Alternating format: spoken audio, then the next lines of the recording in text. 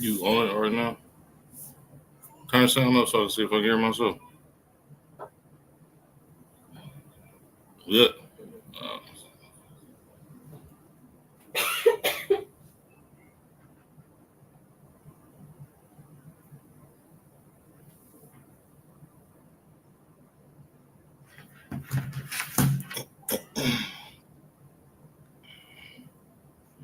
Shalom Israel. Yahweh Shem Al Shabrak a thumb to the brothers. Yahweh Shamar a thumb by Shem Al Shah to the sisters. I'm Priest and Officer Quran Yala, the ISBK, under Commanding General Yohana. It's the Tuesday night Brotherhood class. Tonight, we're going to be getting into Thanksgiving and how Thanksgiving is a reminder that America hates the natives. I got my sister Nazam Anah here, the water sis, for always tapping in. Yahweh Shamar Lataba Hashem Yahweh Shai. We got the sister, my sister Michaela. Sister Michaela, Shalom, sis. Yahweh Shamar Lataba Hashem Yahweh Shai. The water to y'all for checking in. We're going to get into it tonight. So, like I was saying, Thanksgiving every year is a constant reminder of how America hates the natives. You understand? When the natives have been a people that took in the Europeans. You understand? That took in Most High Christ is on the bar. The Native Americans, you understand, taught the natives how to sustain themselves in the Western Hemisphere. You understand? We're going to get into a lot of their history and interactions with the Europeans and show you how evil it is to celebrate Thanksgiving in a land, you understand, where our brothers and sisters were slaughtered to the tune of 77 million. You understand?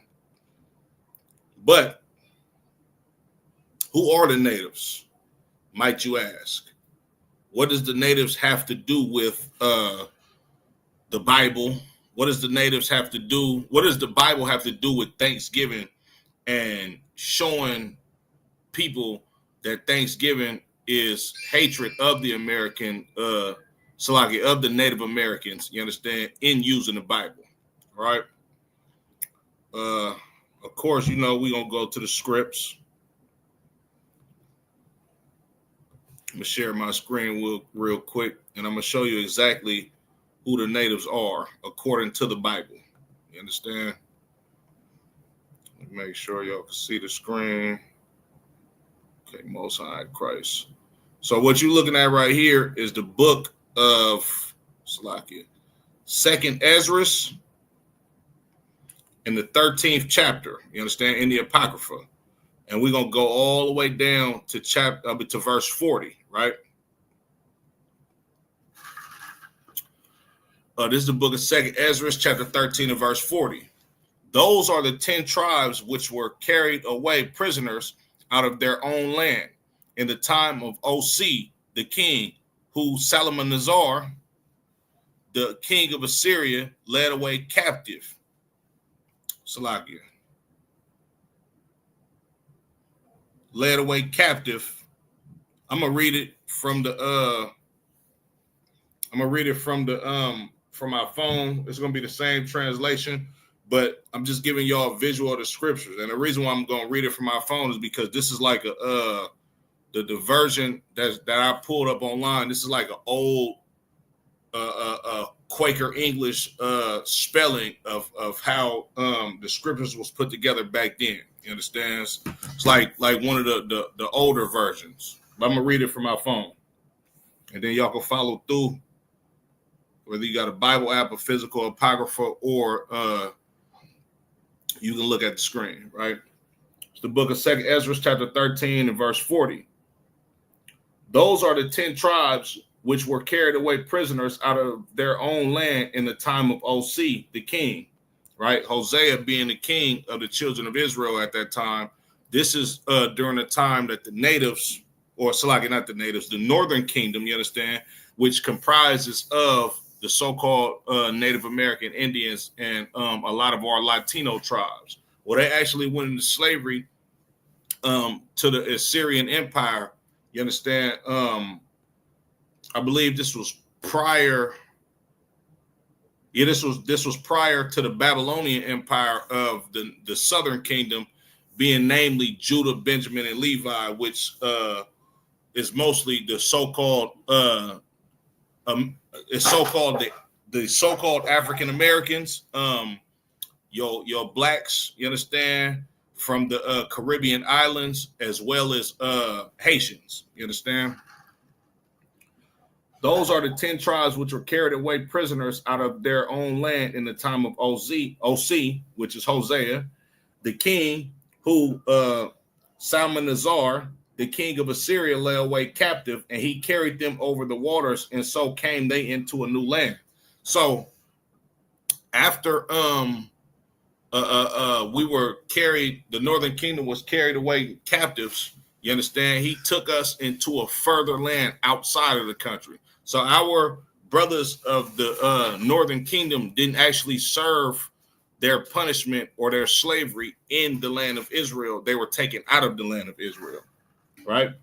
Verse 41, but they took them counsel among themselves that they would leave the multitude of the heathen and go forth into a further country where never mankind dwelt. These brothers and sisters, they never returned back into the land of Israel. You understand? They went into a further country where never mankind dwelt. You understand? Verse 42, that they might there keep their statutes, which they never kept in their own land. They wanted to get away from these heathens and outside influences. That way they can go ahead and continue to keep the law, statutes, and commandments.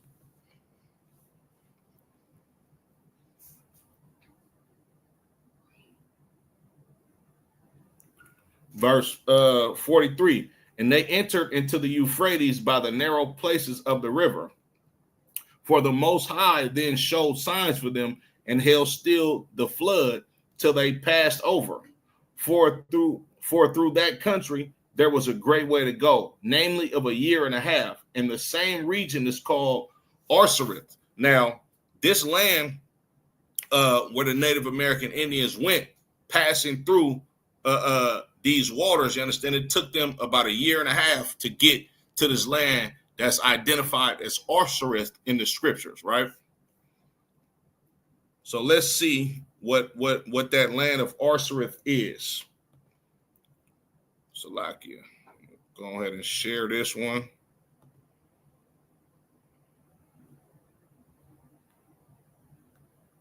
Boom. 1 second, bear with me.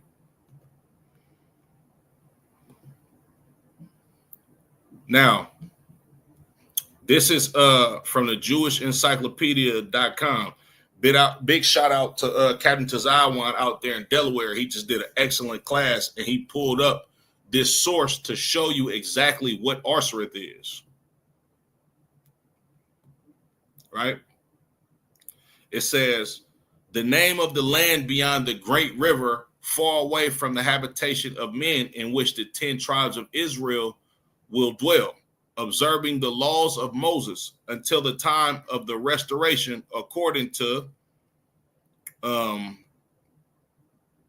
believe they're quoting the Apocrypha, right? Columbus identified America with this land. So when Columbus came to America, he was literally using the scriptures in order to search for the children of Israel that went to Arsareth. You understand? When he came here, he knew exactly what he came here for, and he knew exactly what he came to do. Just like the Grecians, you understand, that took the children of Israel that came into the interiors of Africa looking for the southern kingdom of the nation of Israel, and they made a whole lot of deals with them Hamites, you understand, because they knew we wasn't the same people. They understood from history, you understand, during the time of 70 AD, where the southern kingdom had fled into Africa, fleeing Roman persecution. They knew exactly where the 12 tribes of Israel was. So they got with the native Africans of that land, made deals with them, and the native Africans of that land, they sold us into slavery, you understand, for things like musket guns, wine, a promise of a piece, you understand, of the money that they get when they take us into slavery. It was the same thing with the Northern Kingdom when it comes to Christopher Columbus. He came here and knew exactly what the hell he set out to do, which was enslave the children of Israel, because the world worships Egypt. You understand? The world worships the superpower that Egypt was, because Egypt became a superpower in having the children of Israel in servitude, in slavery, hence the name Egypt, which is a Greek word that comes from Egyptos, which means bondage. You understand? Ptolemy, which was one of the 4 generals of Alexander the Great that eventually took over Egypt. You understand? Because the original name of Egypt is Mizraim or Matazarium in Hebrew. You understand? The Greeks, when they conquered that land, they seen the hieroglyphs on the wall and seen the history and the portraits of the children of Israel being in servitude. So instead of calling it by the name of the people, you understand, they actually called it by they called it by what happened. They called it by the history of how that land became so great. So they just called it slavery, or the land of slavery, or the land of bondage, right?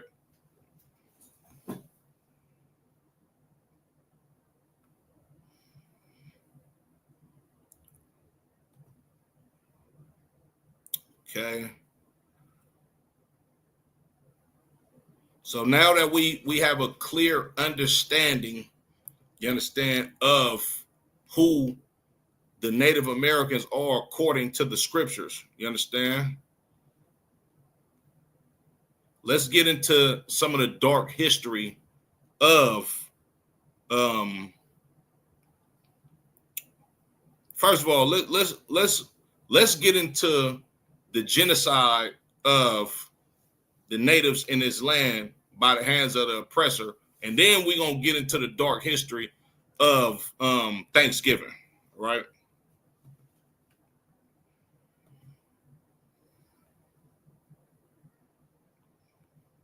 Boom. So this is just a quick Google search, right? Make sure y'all can see this.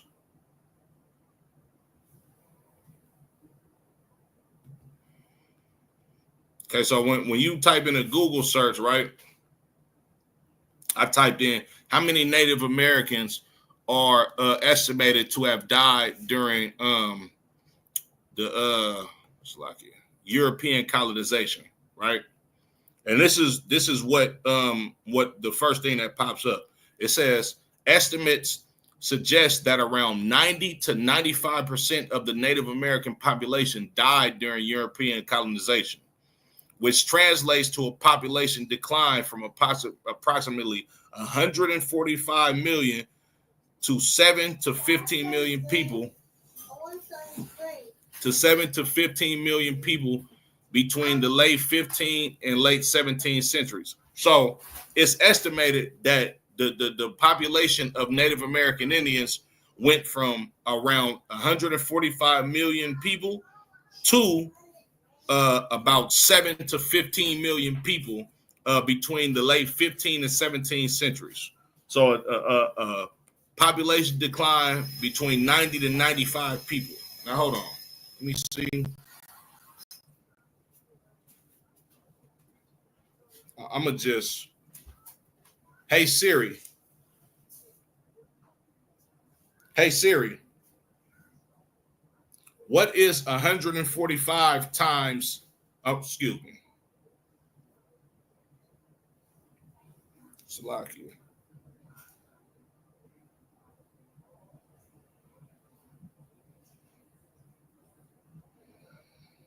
Hey Siri. What is 145 minus 15? So the answer is 130. So now from this quick Google search, they basically saying about 130 million, you understand? 130 million estimated Native Indians or Native Americans lost their lives due to European colonization, right? Key points to remember: large population decline. The vast majority of Native Americans perished due to factors like disease, warfare, displacement, and disruption of their traditional way of life following European contact. And we're going to get into all that. Varying estimates. The exact number of deaths is difficult to pinpoint due to lack of accurate historical records and diverse opinions among scholars regarding pre-colonial population sizes. Genocide designation. Many historians consider the decimation, of Native American populations during colonization to be a form of genocide, which is absolutely correct. You understand? It was genocide. Okay. Now listen to this article, right? It says European colonizers unalived so many Native Americans that it changed the global climate, researchers say. So they changed, like, and then you got to understand why, right? Imagine you have a people that are peaceable people for the most part, you understand, that live in a land where you got places like the Bay Area where we live at. You got places like Maine, you understand, where they capture a lot of lobsters and a lot of those bottom feeders and crustaceans, a lot of stuff, you understand, that the Native Indians didn't touch at first and didn't look at as food. They unalived these Native Americans so much that it changed the climate, because if you got a people who understand Earth is supposed to be a metropolis for humans, they know what to do and what not to do. You understand? They wasn't out there hunting shrimp, crabs, and lobsters and all of that type of stuff to eat or use as a food source. It was millions of buffaloes roaming around, you understand, that they understood was clean animals. They made they clothes out of the buffalo fur, you understand, so forth and so on. Whereas if these colonizers, they come slaughter the natives, you understand, now they push their abominable lifestyle on this part of the world. And like I said, the climate started to change because you fucking up the East Coast system by taking the natural filters of the water out of the damn seas just because you'll eat anything. You understand? And I'm sure that's not even the only key factor that changed the global climate. Salakia.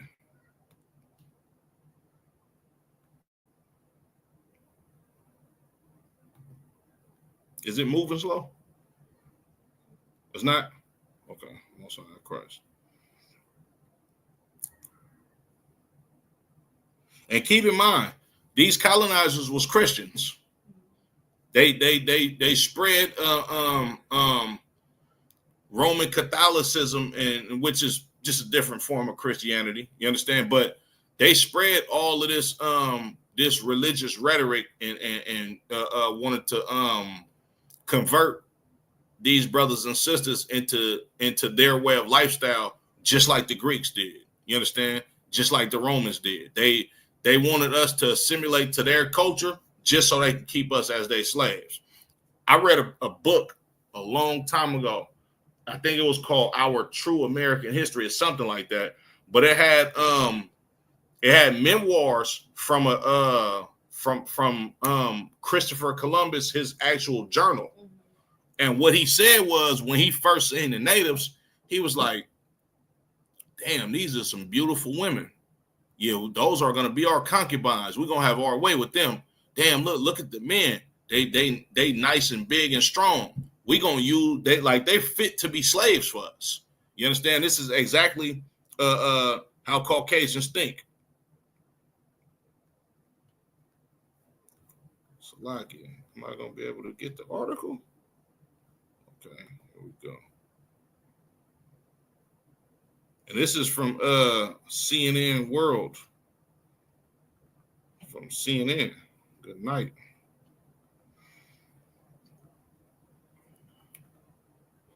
When Europeans arrived in the Americas, they caused so much death and disease that it changed the global climate. A new study finds that's a lot. Let me see.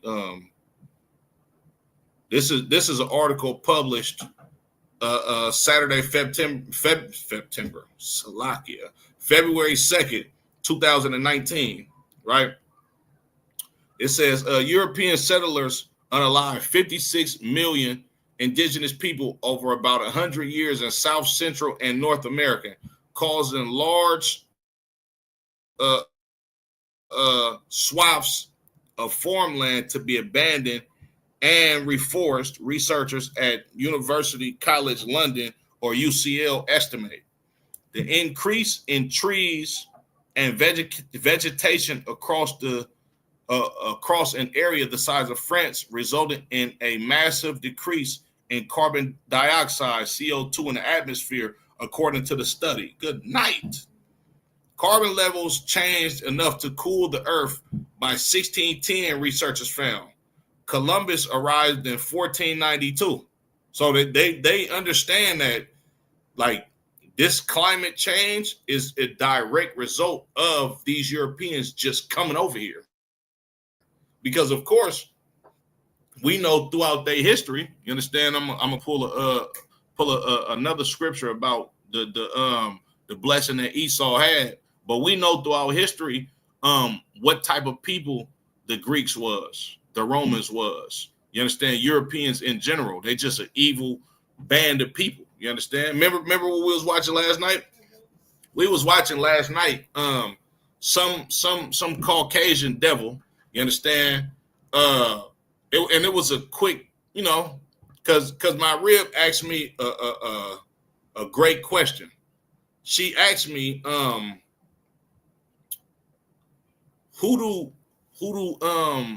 did you ask me? Who do Jewish people say that Esau is? Right? She asked me, who did Jewish people say that Esau was? And I'm like, damn, that's a great question. Now, of course, I understand that a lot of Jewish people, they the devil that the Bible speaks of, but you'll get different answers. So when I typed it in on YouTube, this one Caucasian historian, he tried to make it seem like the Edomites were Arabic people, you understand? And using the history of the Arabic people actually forcibly converting people into Islam with the violence and murder that they did around the time where Islam became a popular religion, right? But he failed to compare that small thing that they did compared to the colonization of North America, the history of Alexander and the Greeks. You understand the history of the Romans. Like every place, like when you look at the history of the British Empire, you understand the kingship and queenship of the British Empire. Those used to be all black people. You understand? During around the time of the late 900s, the early thousands, during the time of the Dark Ages or the ending times of the Dark Ages, a lot of these Europeans start spawning out of these caves and just wreaking havoc on humanity, you understand, and taking over little by little, like they have done right here in America. But it's lucky to be long-winded, you understand? Oh, excuse me. I wasn't even sharing that one. Give me 1 second, Salakia.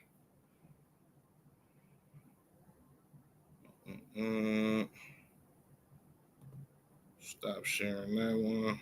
Okay. Salakia, let me get that.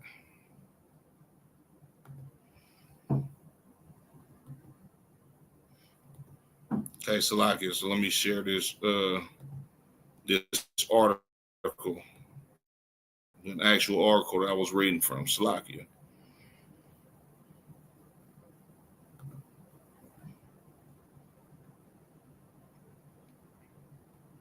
So I'm gonna read it again. When Europeans arrived in the Americas, they caused so much death and disease that it changed the global climate. A new study finds European settlers unalived 56 million indigenous people over about 100 years in South, Central, and North America, causing large swaths of farmland to be abandoned and reforested. Researchers and the University College London, or UCL, estimate the increase in trees and vegetation across an area the size of France resulted in a mass decrease in carbon dioxide, CO2, in the atmosphere, according to the study. Carbon levels changed enough to cool the Earth by 1610. Researchers found Columbus arrived in 1492. CO2 and climate have been relatively stable until this point, says UCL geography professor Mark Maslin, one of the study's co-authors. So this is the first major change we see in the Earth's greenhouse gases. Before this study, some scientists had argued the temperature change in the 1600s, called the Little Ice Age, was caused only by natural forces. And they found out that this was not true. Caucasians are not natural. Like, it's not natural for you to go to another land, you understand, and decimate the population of another people to where the Lord used the natives, you understand, in order to sustain the proper ecosystem during that time. These Caucasians came and messed that all up in about 100 years. Go ahead. Also, like, because I was watching, I think the documentary, they were saying that the first time that like rats and like pigs was ever introduced to America was when they brought them, Christopher Columbus and the ships after them. Absolutely, yeah, because there wasn't no rats and pigs and all of that type of stuff over here. They brought those disease infested animals over here with them because of the poor hygiene that they had and the abominations that they ate. I'm gonna get into that in a second, though. I'm not gonna read the whole article, but I'm gonna just give you a piece of what they talking about, right? And then we're gonna get into the dark history of Thanksgiving, right? Let me see. But by combining archaeological evidence, historical data, and analysis of carbon found in Antarctic ice, the UCL researchers showed how the reforestation, directly caused by the Europeans' arrival was a key component of the global chill, they said. For once, we've been able to balance all the boxes and realize that only way the Little Ice Age was so intense is because of the genocide of millions of people, Maslin told CNN. The methodology. Researchers analyzed the Antarctic ice, which traps atmospheric gas and can reveal how much carbon was in the atmosphere centuries ago. The ice core showed that there was a larger dip in CO2 than usual in 1610, which was caused by the land and not the oceans, said Alexander Koch, lead author of the study. A small shift in temperatures, about 1/10 of a degree in the 17th century, led to colder winters, frosty summers, and falling harvests, Koch said. The implications of the study go beyond climate science and also contribute to research in geography and history, Maslin said, noting that deaths of indigenous Americans directly contributed to the success of the European economy. Natural resources and food shipped from the New World help Europe's population to expand. it also allowed people to stop farming for sustenance and begin working in other industries for spare money. The really weird thing is the depopulation of the Americans may have inadvertently allowed the Europeans to dominate the world, Maslin said. It also allowed the industrial revolution of Europeans to continue that dominate. That's exactly what happened. You understand? Like the beginning of the second come around of Europeans or Caucasians to be on top of the world came from the transatlantic slave trade with the so-called African Americans, Caribbeans, and Haitians, as well as the transatlantic slave trade that happened prior to that with the Taino Indians being taken off the island of Hispaniola, going back to Spain to become slaves over there. You understand? So basically what they said was, to sum up this article, is the Europeans, they benefited tremendously from enslaving the natives, as far as Europe thriving or Europeans having a hold on running world affairs or being a top nation on planet Earth, as well as them changing the climate, you understand, because all of the evil that they did to the so-called Native Americans, which are the northern 10 tribes of the nation of Israel. All right.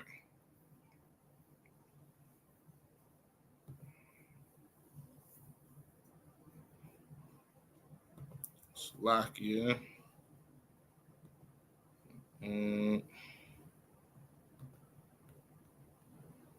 Okay, now this next article that I'm pulling up, this comes from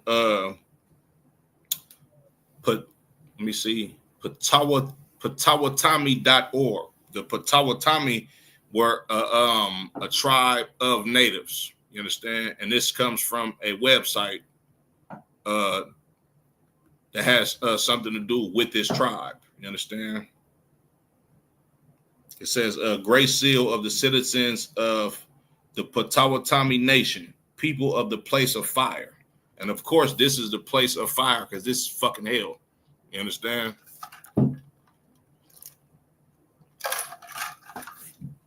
This article was published November 25th, 2020.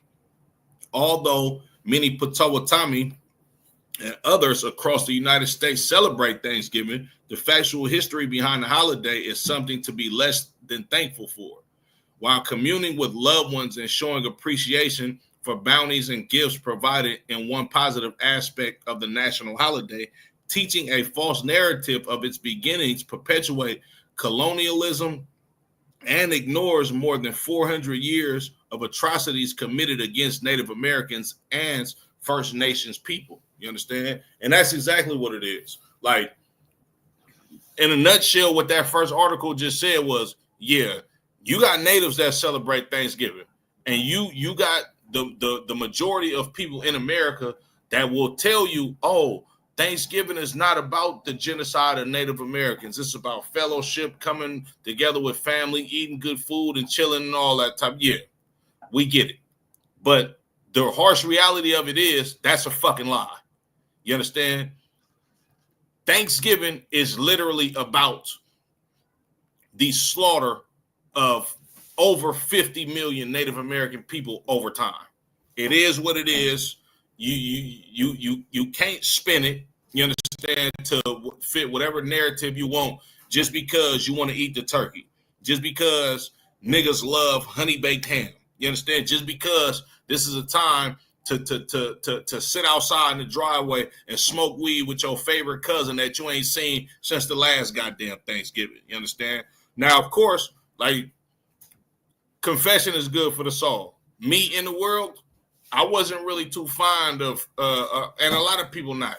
A lot of people not too fond of most holidays when you become a certain age. Christmas, things of that nature. But when I was in the world, Thanksgiving probably was like my favorite fucking holiday because this is the day where You get to eat all of that good fall, wintertime food. You understand? All of these comfort foods. You're gonna see a lot of your family members that you ain't seen in a long time. You're going to think that this is a day to come together with your family members in harmony. You understand? And you know, niggas gonna pray over the turkey, over the ham, everything. You understand? And you gonna take you a couple plates home. You understand? And it's supposed to be a good day. You understand? But coming into the truth, Barakatai Hawaii Hawashafa, Commander General Yohana for never dropping his sword. You understand that all of that shit is bullshit. You understand? You understand that when you come into the truth and you understand the real, true American history of Thanksgiving, you are spitting on Native American Indians' graves, and you should be a damn shame to yourself.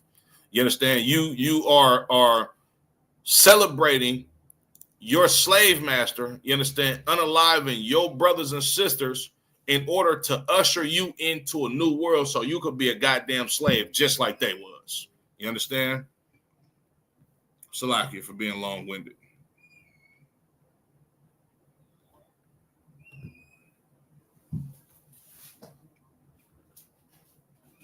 It says, it just disregards the centuries of brutality against Native Americans and chooses to take this one tiny snapshot in a world of social media.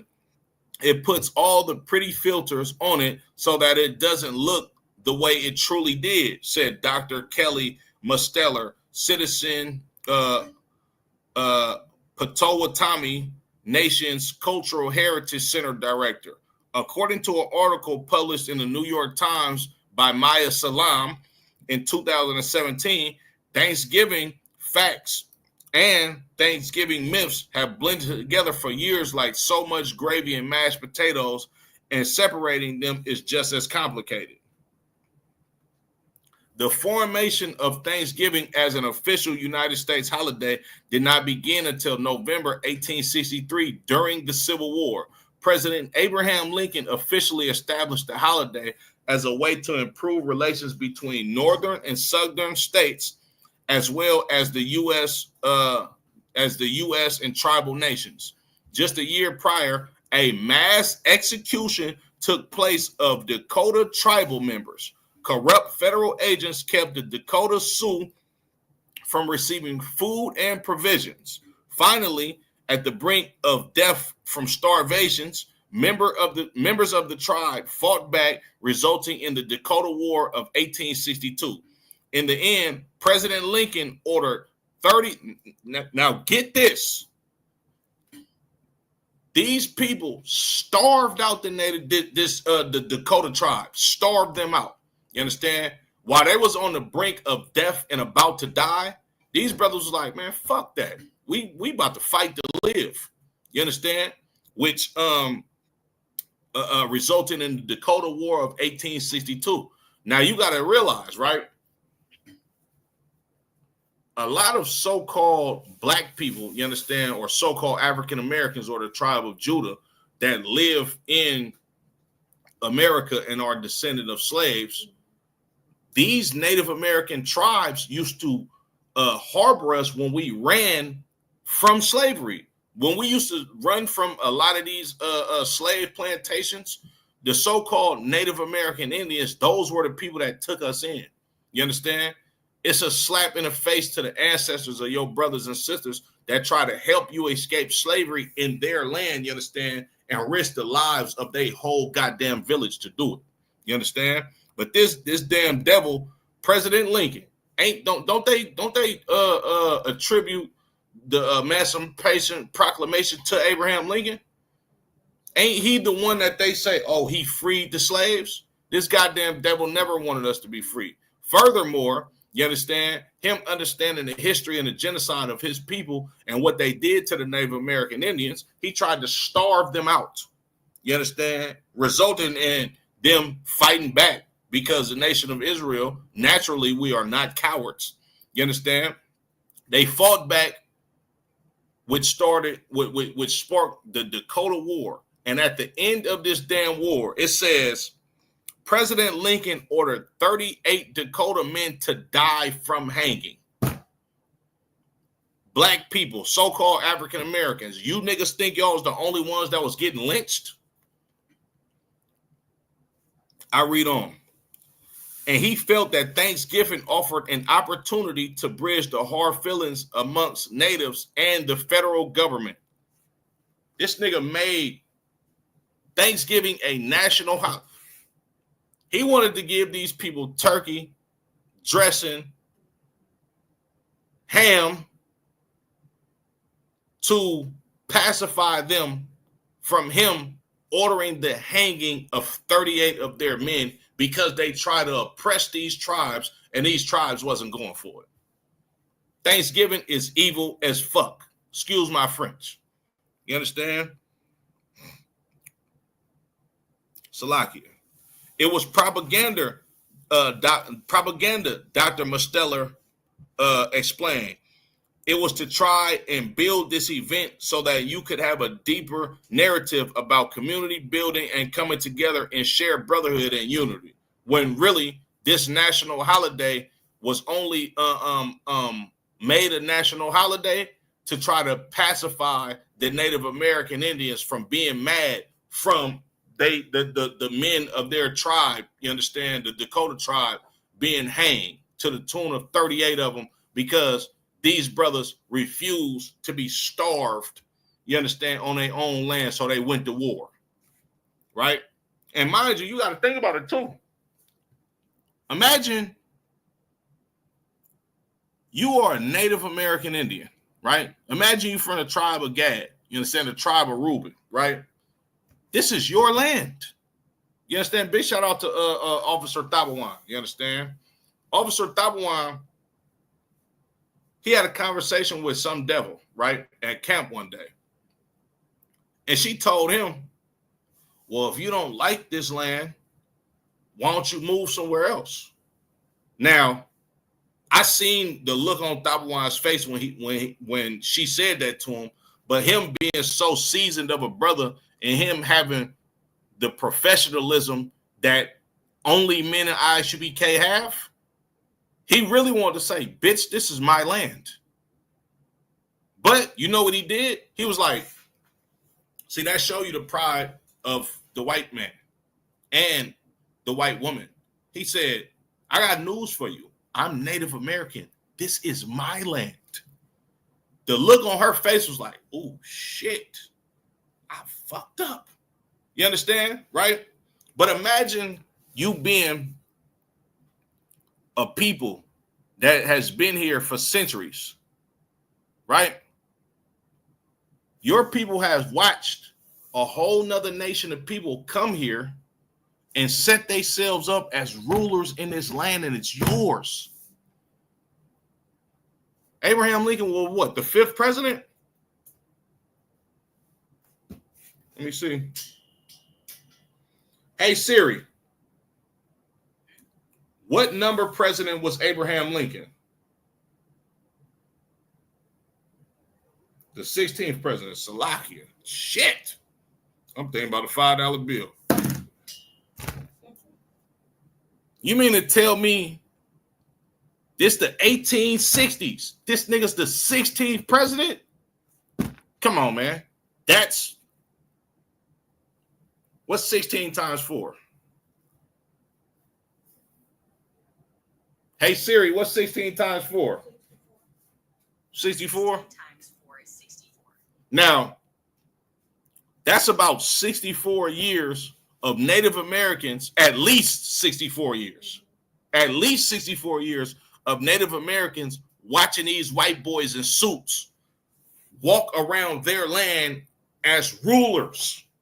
Now, of course, we know it was hundreds of years. They came here in what, the 1500s? So it's about 300 years at this point in time. You understand? But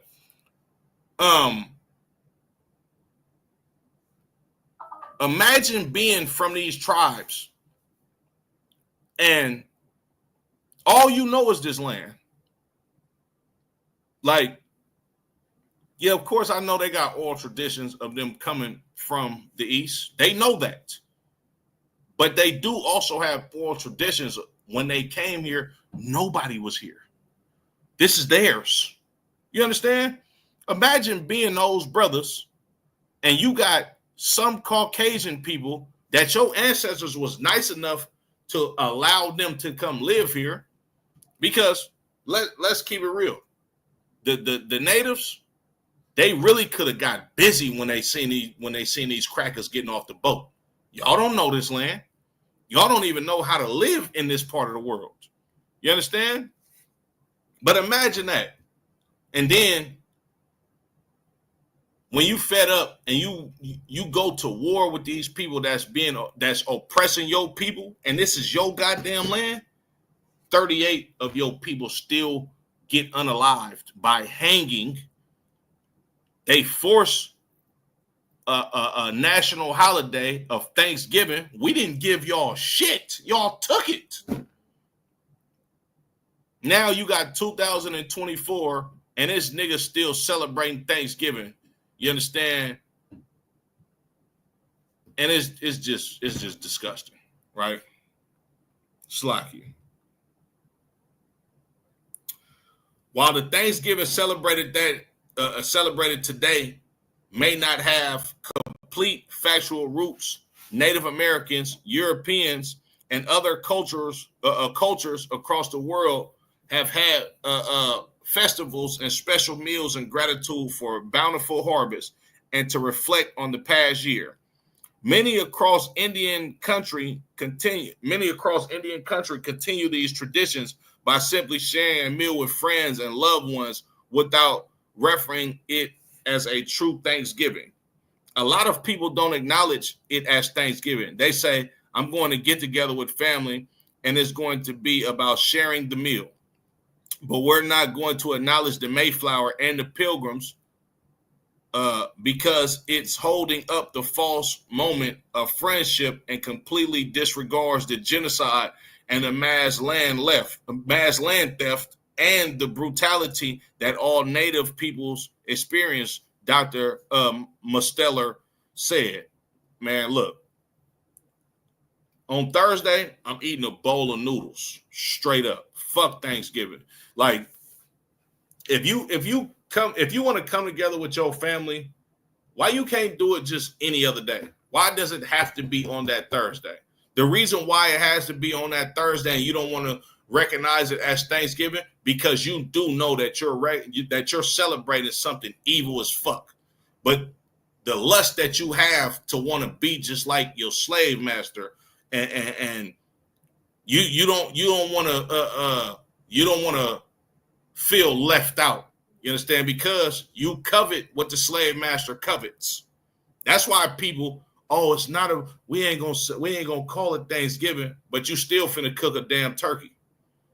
You ain't calling it Thanksgiving, but it's a honey baked ham with fucking pineapples and cherries on it in your goddamn oven right now. This shit disgusting. You know, man, I seen a nigga. This one of my niggas in the world too. Remember how we was just watching the TV earlier? I'm like, shit, man, they frying turkeys and shit. I'm like, shit, like in the future we gonna do some type of shit like that, fried turkey. Of course, it ain't gonna be in this fucking season. It's gonna fuck around and be 90 degrees outside. We gonna fry turkey. You feel me? Nowhere near Thanksgiving, right? But I seen one of my partners in the world post on Facebook. This nigga got the propane tank in the house with a big ass the big gumbo pot thing, you understand? With to fry a turkey. This nigga got cardboard boxes on the ground and all that type of shit. He like, man, I'm finna fry my first turkey. Y'all let me know how it's about to go. I just scroll right past that shit like, boy, your ass better pray that the Lord don't take your fucking house from you for doing this dumbass shit. Like, nigga, of course celebrating Thanksgiving is evil as fuck, but to deep fry fucking turkey in your goddamn kitchen is retarded. You understand? Salakia.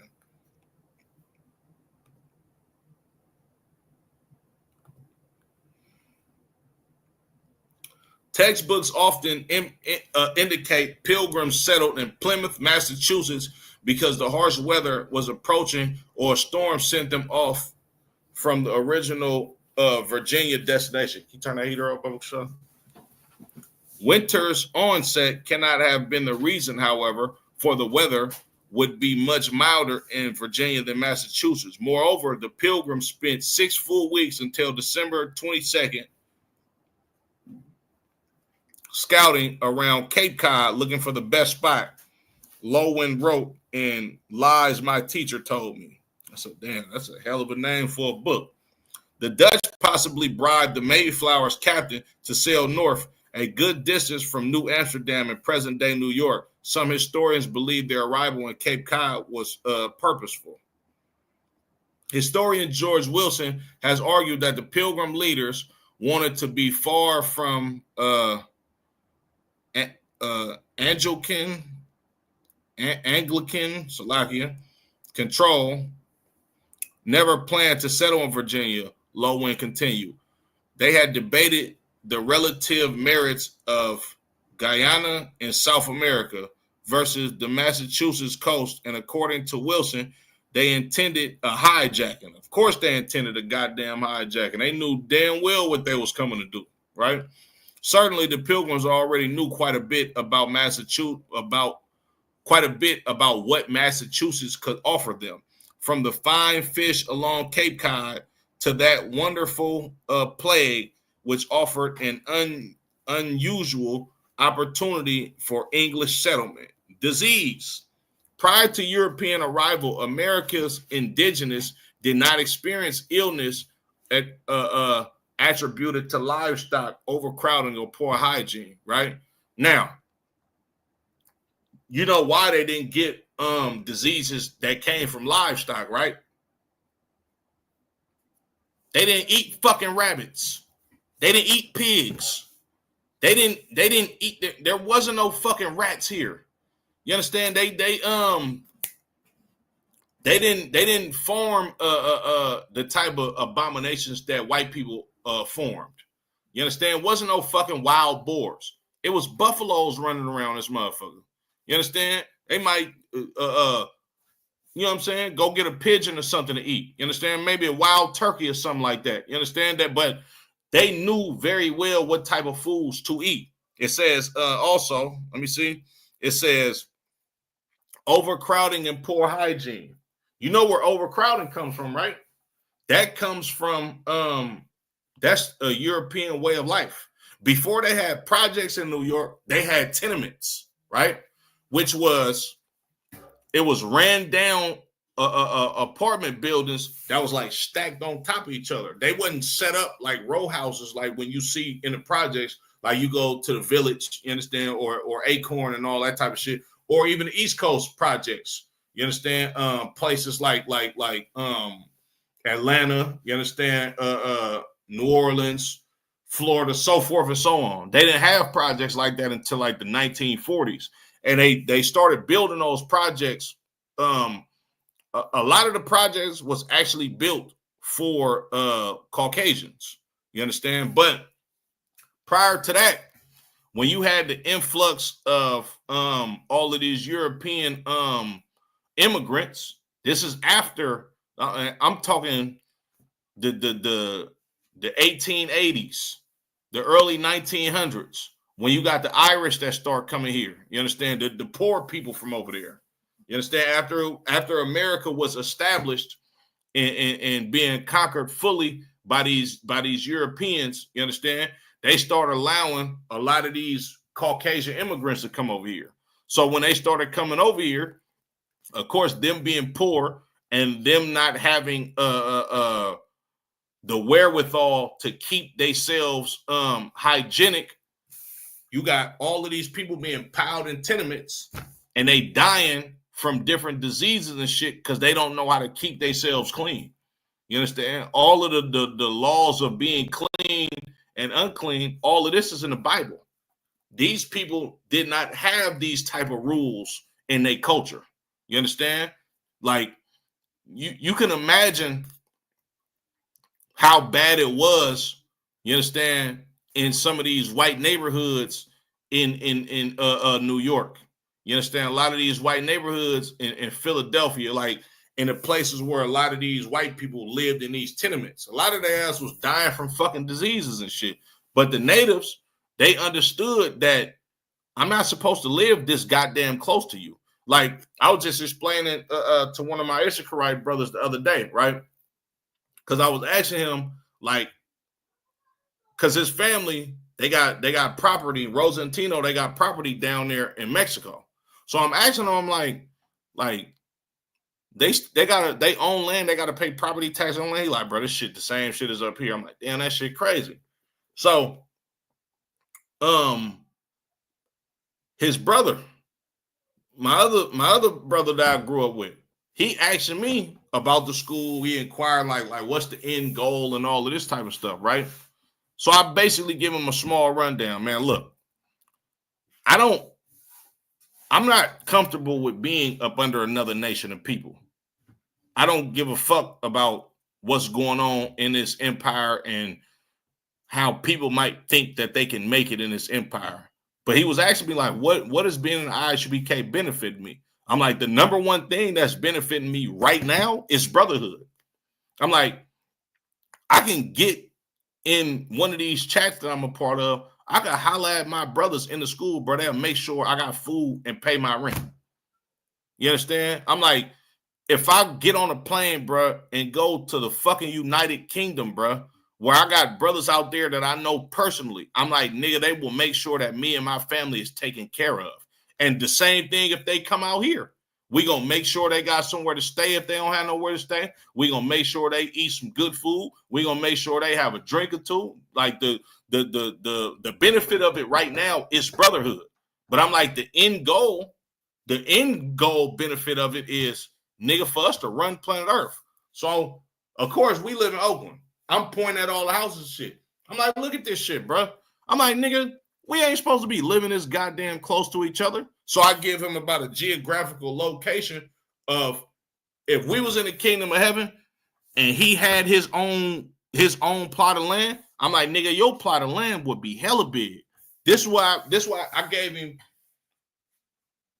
from 73rd to about 82nd, MacArthur to East 14th would be all Jose's land.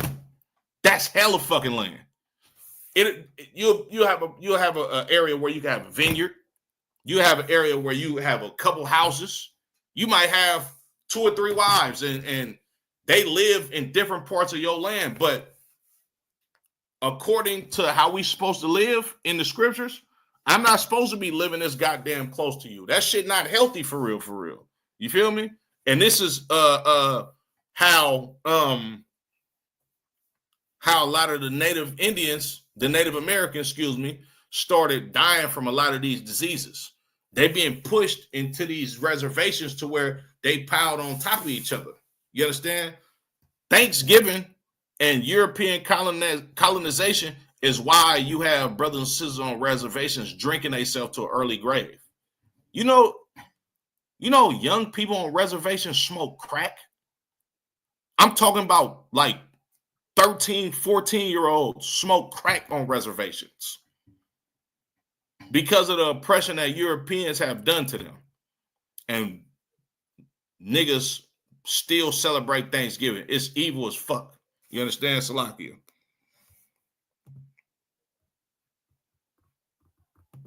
Let me keep reading on. Read that again. Prior to European arrival, America's indigenous did not experience illnesses attributed to livestock, overcrowding, or poor hygiene. Residents of Northern Europe and England rarely bathed. These people was dirty than a motherfucker. You feel me? And this is the same people, like the Lord called them base men. You understand? Salakia.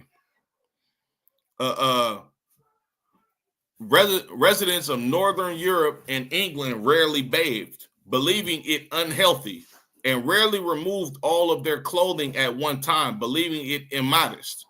Lauren wrote in Lies My Teacher Told Me. You understand? They didn't believe in properly bathing. You understand? They might fuck around and just dip in a goddamn river with some dirty clothes that they've been having for fucking 2 years. You understand? Salakia. The pilgrims smelled bad to the Indian Squanto tribe.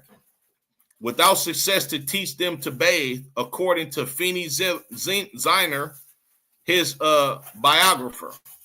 Yeah, Squanto was a native brother. He tried to get them like, hey, get y'all dirty asses in the shower, and they wouldn't do it. In fact, 3 years before the Pilgrims landed, English and French fishermen transmitted diseases to tribes as they came ashore to find fresh water, firewood, and capture Native Americans for slave trade. Within 3 years, the plague wiped out between 90 to 96% of inhabitants of coastal New England. God damn, 3 years.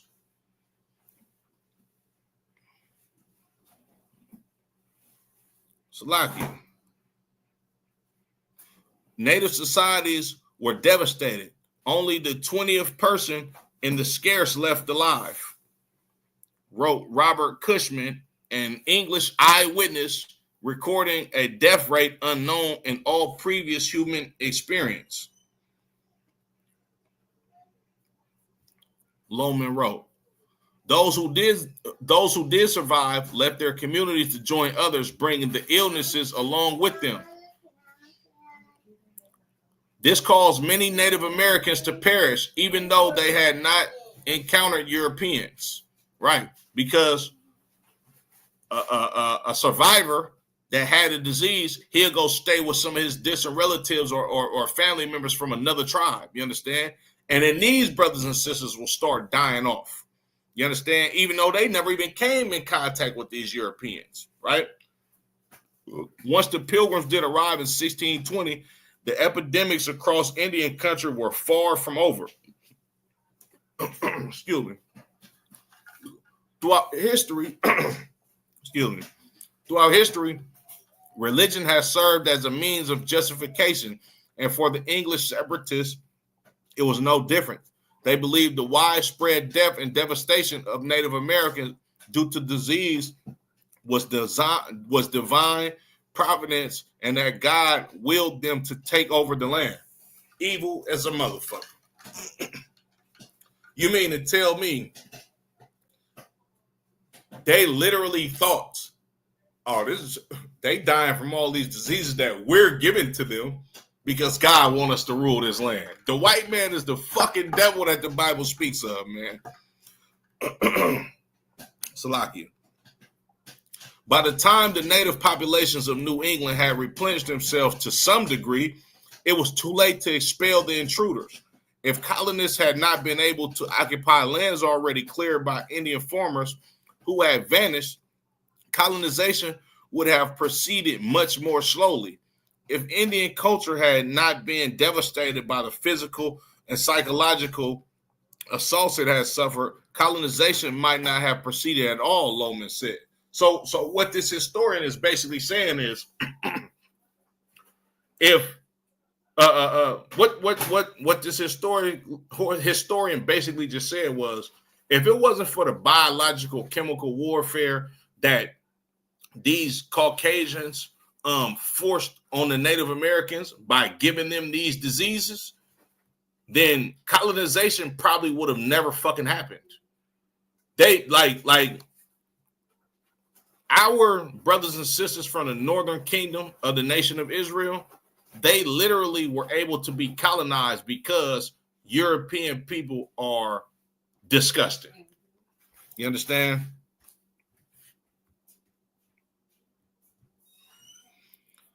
The story of Squanto, a member of the Wampanoag tribe, is much less innocent than the narrative that he assisted the Pilgrims with teaching them how to grow crops and take advantage of North American bounties.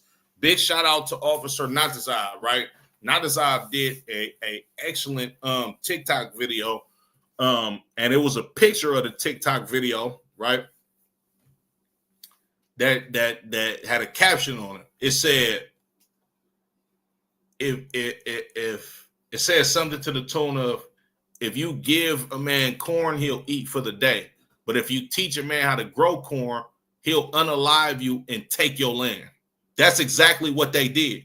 You understand that so-called Native American Indians were such a peaceable people and such a hospitable people You understand that these Europeans, they took advantage of that. You understand? I'm gonna get into the scripts in a second, right? But I just want to, I'm gonna just finish out the story of Squanto, right? 6 years before the Mayflower arrived in present-day Massachusetts, a slave trader captured Squanto, Tisquantum, and a group of Native Americans. With help from the Catholic Church, Tisquantum escaped and found his way to England, where he learned English. He eventually returned to North America in 1619. While Tisquantum was overseas, New England's indigenous experienced a monumental death rate, with some communities losing nearly every tribal member to the decimating effects of European diseases. Upon returning to North America and his village of Patuxet, Tisquantum found only piles of bones of his fellow tribesmen killed by the plagues. He realized he was the sole survivor of his village. The illness spread so quickly that many local tribes never had time to bury their dead. Where Tisquantum's village once thrives, the Pilgrim established Plymouth Plantation.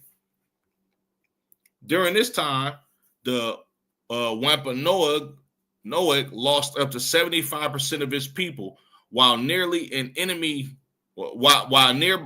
tribe, the Narragansett, did not.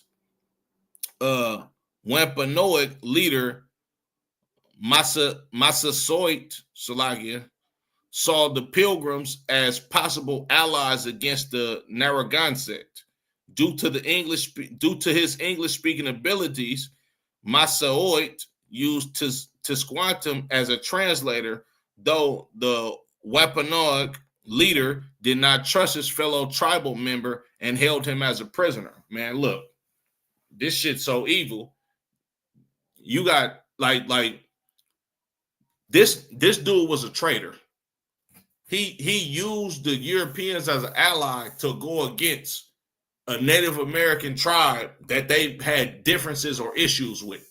You understand? Meanwhile, this Caucasian man, you understand, he wanted to unalive everybody. And that's the same type of spirit that niggas got today that want to celebrate Thanksgiving. You celebrate Thanksgiving, you are an ally to a goddamn European who want to unalive both of y'all. You understand? Salakia. Rather than to continue a life of servitude to Massasoit, Tisquantum established himself as a key resource to the Pilgrim, teaching them how to survive. The Wampanoag and the Pilgrims made a treaty that established an understanding that the tribe would look out for the Pilgrims against their enemies and vice versa. Never trust thine enemies. That's what comes to mind when I read this. Squanto's travels acquainted him with the more of the world than any pilgrim encountered. With more of the world than any pilgrim encountered. He had crossed the Atlantic perhaps 6 times, twice as an English captive, and had lived in Maine, Newfoundland, Spain, and England, as well as Massachusetts. All this brings us to Thanksgiving, Lowen wrote in Lies My Teachers Told Me. The Pilgrims celebrated their successful harvest in 1621 by shooting their guns in the air, which caused Massasoit to bring together warriors and prepare for battle. Instead of fighting, the Wampanoag and Pilgrims worked together to prepare a feast. So Thanksgiving came from this brother actually showing them how to grow crops and things of that nature, to show them how to sustain themselves in his land, because he was a prisoner to another brother that was from a rival tribe that was a goddamn traitor to Native Americans as a whole. Evil as hell. Right? And then it said they celebrated their harvest by shooting their guns in the air. Don't niggas do that right now to this day? 4th of July and New Year's Eve, niggas shoot guns in the air to celebrate just how they slave master did, to celebrate what the slave master celebrates. I wouldn't be surprised if niggas start shooting guns in the air on fucking Thanksgiving.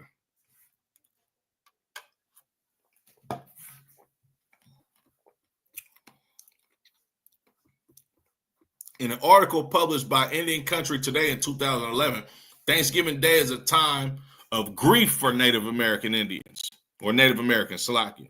Many natives continue to gather at Coles Hill near Plymouth Rock and remember the losses experienced for the past 400 years through the National Day of Mourning. I did not know that. Salakia. The event began in 1970 when the Commonwealth of Massachusetts invited Wamsuta Frank James to address the public on behalf of the Wampanoag people. However, once organizers learned the subjects of his speech, which included highlighting the death and broken promises at the hands of settlers, colonial powers, and the United States, James was no longer invited. This prompted the formation of the National Day of Mourning. The white man, the devil. You can't even talk about the experience of your people in this country. Like this, that's why they banned critical race theory. It's the same shit. Like white people are so fucking evil. Excuse my French. Like white people are so goddamn evil that they don't even want you talking about the evil that they goddamn ancestors did. Like, what the heck? I can't even talk about it. Like, I remember one time, this is before I came into the truth, right? I was walking. This I think this is when we stayed in Tracy. Remember, we used to live across the street from that Jack in the Box, right? I want to say it was probably like a 4th of July, but of course, you know, we ain't celebrating that shit. Even back then, before I was in the truth, I must have walked over there. I don't know if it was the 4th of July, but it was some type of white Caucasian gathering in that motherfucker. They was hella deep in there. You feel me?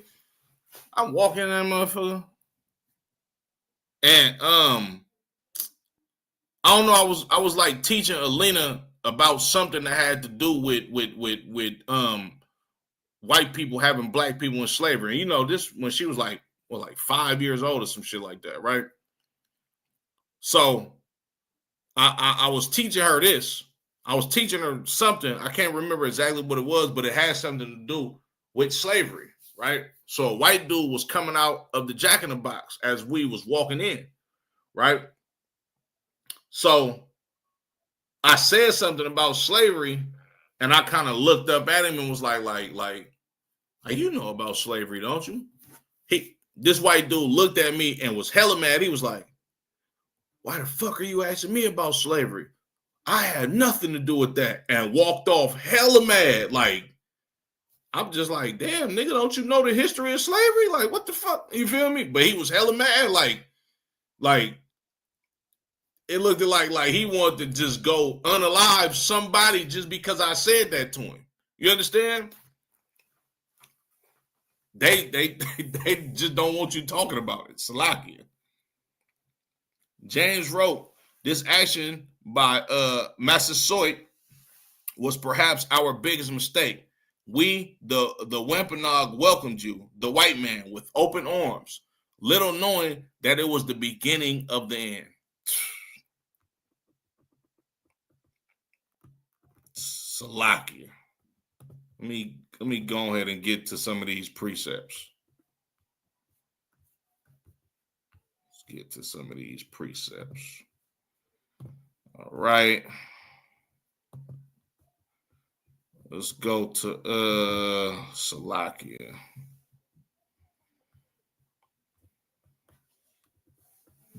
Go to Habakkuk chapter 2 and verse 12.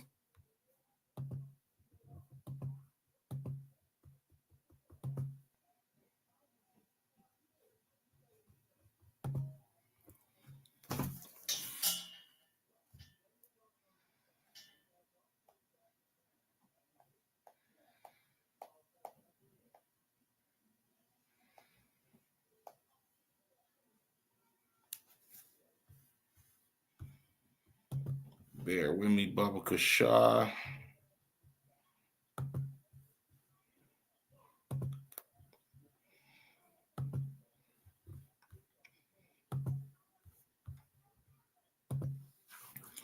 This is the book of Habakkuk, chapter 2 and verse 12. Woe to him that buildeth a town with blood, established a city by iniquity. The Lord said, destruction to him that buildeth a town with blood and establish establish a city by iniquity. You understand? The European, you understand, these Edomites, you so-called Caucasians. Thus saith the Lord, by the hands of the Lord, because of his justice. The Lord said, you will be destroyed for this. You understand? The word woe means destruction. You understand? The Lord is going to destroy you because you've established America by slaughtering so-called Native American Indians. You understand? By taking their land, you understand, and calling it your own.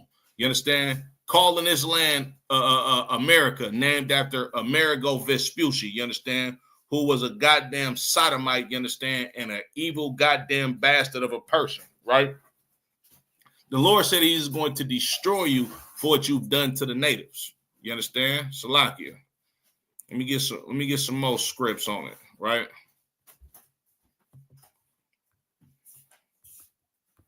Let's go to the book of Amos, right? Chapter 5 and verse 21.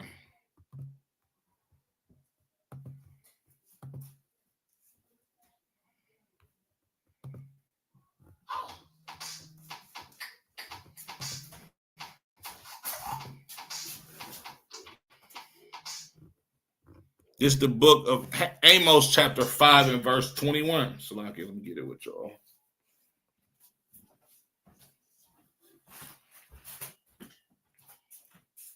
I despise your feast days and will not smell in your solemn assemblies. The Lord hates Thanksgiving. The Lord hates, you understand, the feast days of the oppressor. You understand? That has turned into the feast days of the children of Israel because we do what our oppressor has taught us to do. The Lord said he hates, you understand, your feast days, right? I'm gonna read it again. Amos 5 and 21. I despise your feast days and will not smell in your solemn assemblies, right? Because we as a whole, we don't celebrate Passover. You understand? The Day of Atonement, the Feast of Tabernacles, you understand? The Feast of First Fruits. These are righteous feast days that the Lord has respect unto. The righteous feast days that the Lord will smell in our solemn assemblies. He loved the smell of us cooking lamb for Thanksgiving. The Lord hates that goddamn ham. You understand? That you didn't pay $100 for. You understand? Which you're not even supposed to eat a pig any goddamn way. The Lord don't want to smell you frying a goddamn turkey on Thanksgiving to commemorate the mass unaliving of Native American Indians. The Lord don't want to. He don't give a damn about none of that. He hates it. In fact. Verse 22, Salakia. Verse 22. Though ye offer me offerings and your meat offerings, I will not accept them. You offer the Lord offerings during this time of Thanksgiving. And you know how you do it? You gather around your whole goddamn stupid ass family, you understand, and pray over this turkey. Pray over this this disgusting ham. You understand? Them nasty greens. You understand? The macaroni and cheese, the stuffing. You pray over this shit. You understand? As if it is a offering unto the Lord. You understand? You pray that the Lord blesses your family. You pray that this food nourishes your mind, body. You know how Christians pray. You understand? You pray that the Lord blesses this goddamn food when you are literally eating a meal that has the history of the blood of the natives, who is God's chosen people, all over this goddamn meal. You understand? Salakia, middle of verse 22. Neither will I regard the peace offerings of your fat beast. You understand? Like, you're literally sacrificing this turkey and this goddamn pig, you understand, as a peace offering to the Lord. You understand? You're praying for peace by cooking this shit in hopes that the Lord will make your life prosperous. And the Lord said, I ain't with none of that, right? Take thou away from me the noise of thy songs, for I will not hear the melodies of thy viols. The Lord don't give a damn about your Christmas carols that you about to sing, or that this Christmas, or any goddamn Thanksgiving song, you understand, that any one of these have entertainers have created, you understand, for the spirit of Thanksgiving over time. God don't give a fuck about none of that. You understand? In fact, go back up to 21. He hates it all, right? Verse 24, but let judgment run down as waters and righteousness as a mighty stream.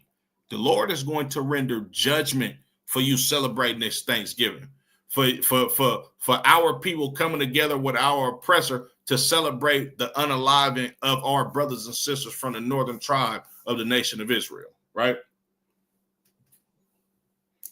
Verse 25, have ye offered unto me sacrifices and offerings in the wilderness 40 years, O house of Israel? Didn't y'all offer stuff for me in the, did we offer the Lord sacrifices? You understand, for 40 years in the wilderness when we came out of Egypt and Moses? You damn right we did. This is where we learned how to do all the sacrifices, right? But ye have borne the tabernacle of your Moloch and Chiam, your images, the star of your God, which ye made yourselves.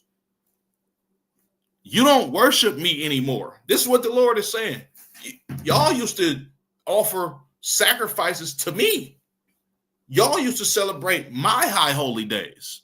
Y'all used to give offerings and sacrifices that I respected, that I liked, that shows that I was your God. But it said now, it says, but ye have borne the tabernacles of your Molech and Chiam, your images, the star of your God, which ye made yourselves. We made this white man our God. We do exactly what the other nations do during these holidays and celebrate what they celebrate. You understand? We like Thanksgiving is a day to come together with family and all of that type of BS, right? Well, what the fuck happened to black people celebrating Passover as a whole? You understand? Like, why don't we come together and celebrate the Feast of Dedication according to what the scriptures said? Why don't we honor our God and our ancestors? Because we made images, you understand, of our Caucasian slave master to be our God. We chose to be exactly like him and celebrating what he wanted us to celebrate because he's our God now and not the Most High, right? Verse 27, therefore will I cause you to go into captivity beyond Damascus, saith the Lord, whose name is the God of hosts. That's why we're in slavery, because we chose to make other heathens' customs ours. We chose to follow the traditions of the men that eventually had us in captivity. You understand? And it's not the first time we did it with the Thanksgiving and the Christmas and all of this type of stuff. We celebrated the same feast days of the heathens of the days of old, because this is what Amos is talking about. He's not talking about Thanksgiving per se. They didn't celebrate fucking Thanksgiving back then. They celebrated the feast days of the fucking Moabites. You understand? Molech, that's one of their gods. You understand? The Ammonites. You understand? They did exactly what the rest of them heathens did back then. And it happens over and over and over again. You understand? Any nation that we live round about, we chose to be just like them. Right? Salakia. Matter of fact, let me go to the Apocrypha. First Maccabees. Bear with me.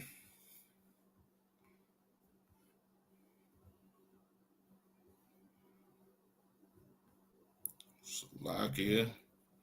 Go to First Maccabees chapter 1 and verse 11.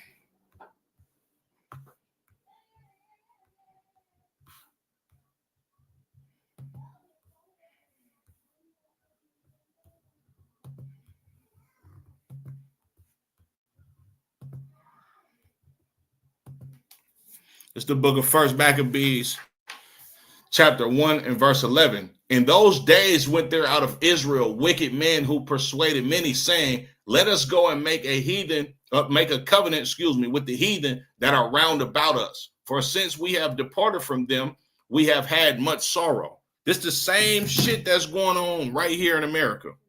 You got Christian pastors, you understand, that's wicked men, right? That influence blacks, Latinos, and Native American Indians to believe that we should be celebrating Christmas, Thanksgiving, and all the rest of these God-forsaken so-called holidays. You understand? Because they want to be like the slave master, right? It says, I'm gonna read that again. In those days went there out of Israel wicked men who persuaded many, saying, let us go and make a covenant with the heathen that are round about us. If a nigga tell you, oh, you ain't celebrating Thanksgiving, oh, you tripping, man. It's about fellowship. It ain't about the unalive the Native American Indians. This is about coming together with these the same wicked niggas that was trying to persuade niggas to do this shit back then. You understand? The ones who wanted to be just like the Greeks, right? You got black, and then black people so goddamn so we are so what's that scripture when it say we are wise to do evil. Black people so goddamn wise to do evil. I can almost guarantee you the first person to fucking deep fry a whole turkey, it had to be a nigga. It had to be a nigga. You understand? Hold on, Salaki, let me get that scripture.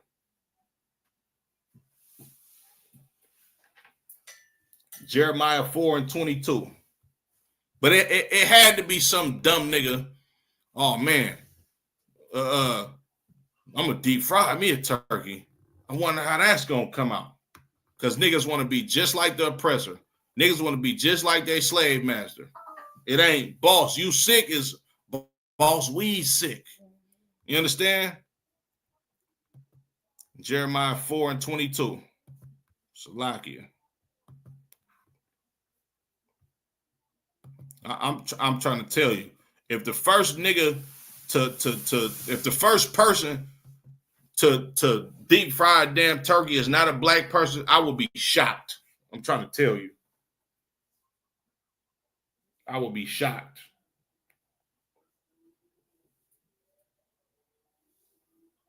It's the book of Jeremiah, chapter 4 and verse 22. For my people is foolish. We are fucking foolish. For us to celebrate Thanksgiving in 2024 and say, oh, it used to be about the genocide of Native Americans, but it's not about that anymore. You got to be a dummy. You understand? Like if you celebrate your birthday, is your birthday now about you just coming together with family? Or is it about what it's always been about? Celebrating you. It's still the same fucking thing, right? They have not known me. They are sodden children, and they have none understanding. They are wise to do evil, but to do good, they have no knowledge. A nigga is wise to deep fry a goddamn turkey on that. Nigga just sitting back smoking some weed. Man, I wonder how deep fried turkey it tastes. And really just go ahead and do that. But you don't know nothing about the Day of Atonement. We don't know nothing about the history of Thanksgiving. You understand? We don't know nothing about the history of Christmas. We don't know about our culture, you understand, to keep the Passover, to eat lamb, you understand, on Passover night, and to refrain from anything that has leaven in it for 7 days after the fact. We don't know nothing about that because we wise to do evil, but to do good, we ain't got no goddamn knowledge of it. I'm gonna end it. Let me just get a couple of more scriptures, right? Let me show black people who the hell you follow, right? Let me show you who you follow according to the scriptures, right?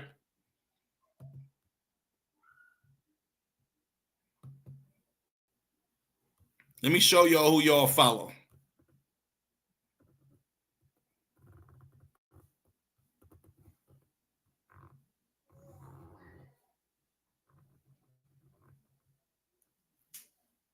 Go to the book of Job, the 30th chapter.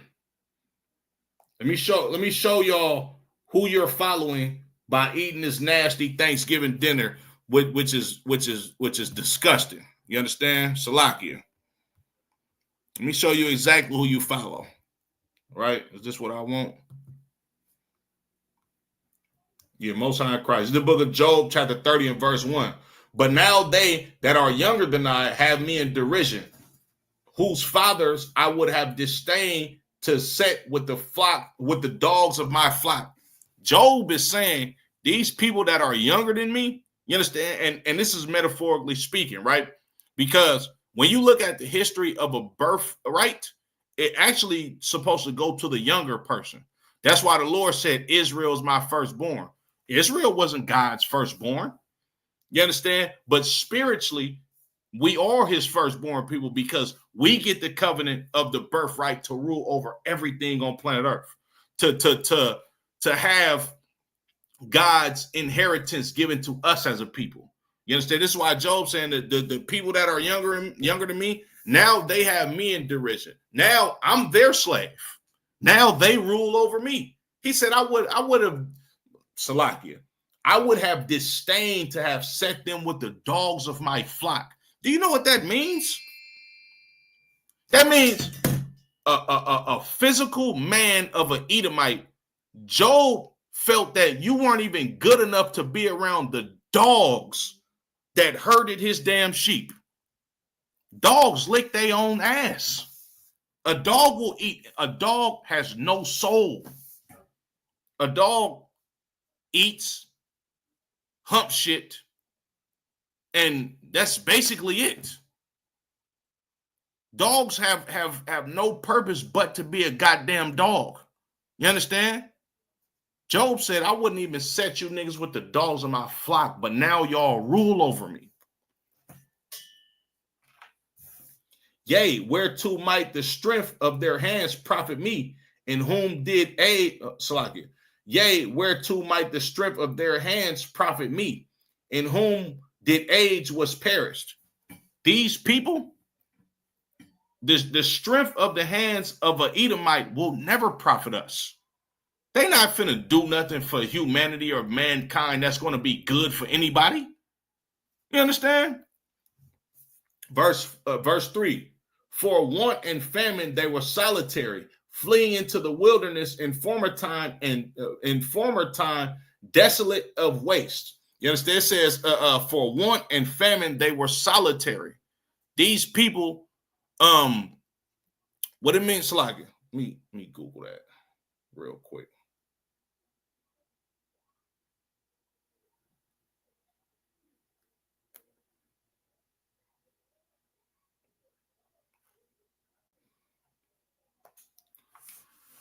These people are people that are to be by themselves. You understand? Like,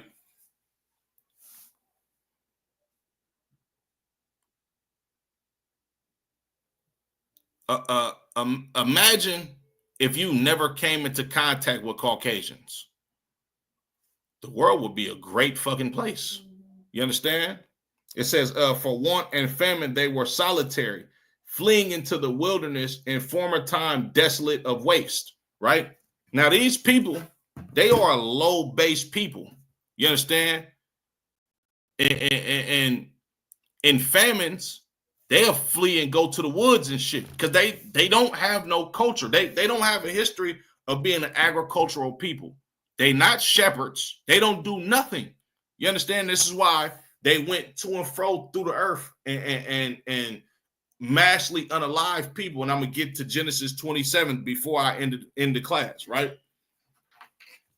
Salakia, who cut up mallows by the bushes and juniper roots for their meat. A mallow is a goddamn flower. These people used to literally eat flowers and goddamn wood off of trees. This was their way of life when they lived in the wilderness when famines and shit came. You understand? If a famine came, they will run to the wilderness, being solitary, being by themselves, go lives in caves and shit, and eat flowers and goddamn wood. Verse 5, they were driven forth from among men. They cried after them as after a thief. This is talking about the time of the Dark Ages.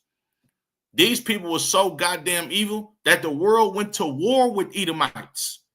When you look at the history of marriage licenses and Rome and how Rome fell and all of that, the reason why these people are called Caucasians is because they fled to the Caucasus Mountains of Georgia, Russia. And it says, I'm gonna read that again. It says they cried after them as after a thief. The Lord spiritually put this. The Lord put the spirit on people to chase these people into the goddamn wilderness in order for them to live amongst their own selves, because these are a base people. That's why the Lord said he got to eradicate them off of the planet Earth, because this is the cancer on planet Earth. And these are the people that we look to and reference to every fucking time we celebrate Thanksgiving, right? Reading on. To dwell in the cliffs of the valleys, in caves of the earth, and in the rocks. These Caucasians, the Caucasus Mountains, they was chased out and exiled from humanity for about 1,000 years during the Dark Ages. This is the time where the kings of Scotland, you understand? This is the time of black people ruling Europe. You understand? Contrary to everybody's popular belief, there were black kings and queens in Europe before Queen Elizabeth and King Dirty Harry, which I like to call him, stole these thrones and all of these assets from Israelite people that was kings and queens over there. Well, these people came out to these goddamn mountains and shit, and they was up there eating flowers and goddamn tree bark, right? It says to dwell in clefts of the valleys and in caves of the earth and in the rocks. Among the bushes they brayed. Under the nettles they were gathered together. You know what it means when they braid, right? You know what that means, right? I'm about to show y'all this, right? I'm about to show y'all something real quick. Salaki, watch this. Most High in Christ. I'm about to show y'all something.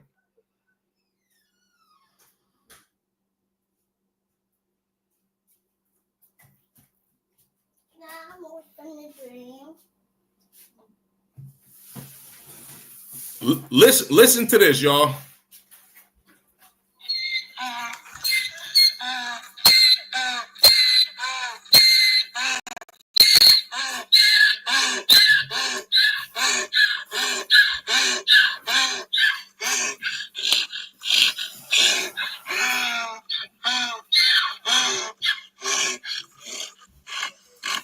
If y'all can hear this, put a 1 in the chat, man. Bubba Kashaf.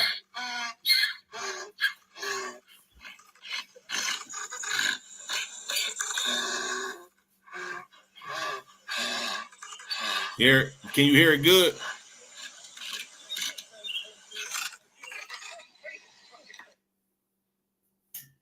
That's what Job said.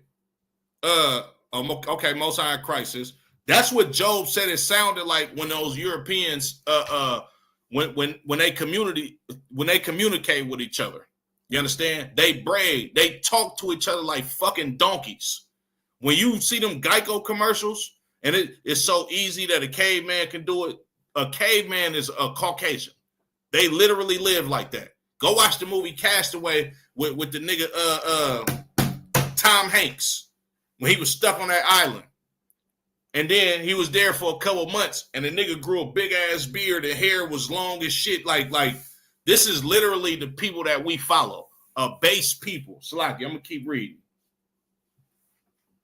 They were children of fools. Yea, they were children of base people. They were viler than the earth. And now I am their song. Yea, I am their byword. You mean to tell me we got a group of people on planet Earth that lived, that ran to the mountains when famines came to eat flowers, to eat tree bark, right? They didn't have a spoken language, so they communicated with each other by braying back and forth like donkeys do, right? Hold on, Salakia. It says, among the bushes they brayed, under the nettles they were gathered. These people didn't even have the wherewithal to actually try to find materials to keep themselves warm at nighttime, so they use body heat to come together. That's what it means when it says under the nettles they were gathered. You understand? These base dumb people, right, didn't have a language. They didn't understand how to hunt for food or sustain themselves by farming animals or being shepherds, right? Didn't have a written language. You understand? Didn't understand how to keep themselves hygienic, nor did they understand how to build homes and all of that. That's why they went to go live in caves, right? It says they were children of fools, yet children of base men, low people. They were viler than the earth. You mean to tell me these are the same goddamn Europeans that we learned how to celebrate Thanksgiving from and we worship? If this was the year of 950, Elon Musk would be in a goddamn cave somewhere eating bushes, picking lice out his mama's hair, using that as a food source. They would be literally like, you remember the movie, the fuck was that movie called? Forrest Gump. When Forrest Gump was a kid and his mama was having sex with the teacher in the house and she was going, these people talk to each other like that. You mean to tell me these are the people that we worship now? Job said, and now he said they were children of fools, yet children of base men. They were viler than the earth. And now I am their song. Yea, I am their byword. We're their song now. We are their entertainment now. We they byword now. We are they niggas. They abhor me. They flee far from me and spare not to spit in my face. That's what you Caucasians is doing to our Native American brothers and sisters. Y'all spitting in their face by celebrating Thanksgiving or pushing the narrative that Thanksgiving is about coming together with family when it's about starving out and pushing diseases on these brothers and sisters and ultimately unaliving millions of them, right?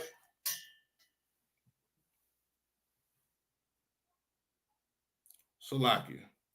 Let me get Genesis, the 27th chapter. Is that what I want?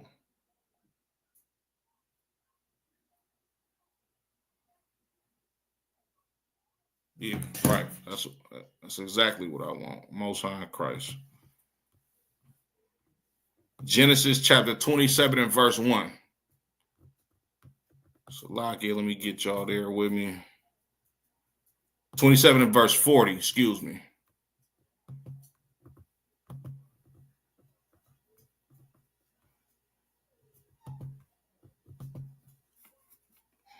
It's the book of Genesis, chapter 27 and verse 40. And by the sword shalt thou live. That's you, Caucasian people. The reason why America celebrates Thanksgiving is because the Lord said, or you are going to live by the sword. You slaughtered tens of millions of Native American Indians, you understand? And then when you was done, not done, but when you was satisfied a little bit from the bloodlust that you have, you come together with this bullshit holiday called Thanksgiving in order to spit in a Native American's face, you understand, and further use them as a mockery, mockery, you understand, as a whole, for years to come, every last Thursday of November. The white man is the devil that the Bible speaks of, you understand? And the Lord says, woe unto you, you understand, for building and establishing this city with blood, right? With that being said, I want to give a big shout out to the ISUBK, Commander General, brothers who never left they post, brothers who never dropped their sword, you understand? The generals, the captains, the officers, you understand? Barakatai Hawaii Hawashai, you understand? For this truth. If you celebrate Thanksgiving, you hate Native American Indians. If you are Black, Latino, or Native American Indian, you celebrate Thanksgiving, you are a fucking traitor. You understand? The Lord is going to deal with you how he sees fit. And as for me and my household, we're going to serve the Lord and honor our brothers, the Native American Indians, you understand, by not celebrating this bullshit holiday, you understand, that reminds the world of the slaughter, you understand, and mass unaliving and robbery and torture and a slew of other atrocities that was committed by these Caucasians on our brothers, the northern kingdom of the nation of Israel. With that being said, Yahweh Shem Yahushua Barak a thumb to the brothers, Yahweh Shamar a thumb by Shem Yahushua to the sisters. Shalom, Israel. Fuck Thanksgiving.